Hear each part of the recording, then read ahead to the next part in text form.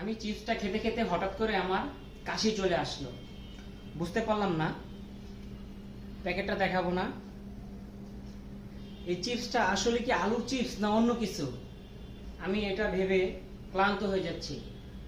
আমি বাচ্চাদেরকে খাওয়াবো না নিজে খাবো। আসলে আমরা বাচ্চারা শিশুরা কাঁদলে আমরা চিপসের প্যাকেট ধরে দিই।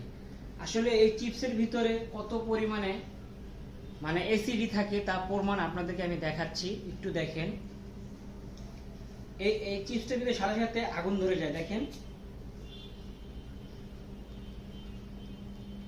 দেখেন কিভাবে আগুন ধরে গেল। এক চিপসের ভিতরে এত কেমিক্যাল থাকলে আমরা যে খাচ্ছি, বাচ্চারা যে খাচ্ছি, আসলে আদৌ কি খাচ্ছি এগুলো এগুলো দেখেন দেখেন এই যে দেখেন কত ধরনের কেমিক্যাল। এই কেমিক্যালে দেখছেন চিপসটা খুব সুন্দর করে আগুন ধরতেছে মোমবাতির মতো। এটা কি উচিত? আমরা কি আসলে আলু চিপস খাচ্ছি না অন্য কিছু খাচ্ছি না বিষ খাচ্ছি? আসলে আমাদের কি উচিত জানেন, এগুলা শিশুদেরকে না দেওয়াই ভালো। হয়তো আমরা বড় মানুষ খেয়ে সহ্য করতে পারতেছি, এখন বাচ্চারা যদি এগুলা খায় হয়তো বাচ্চাদের লাংসে প্রবলেম হতে পারে, অনেক কিছুই প্রবলেম হতে পারে।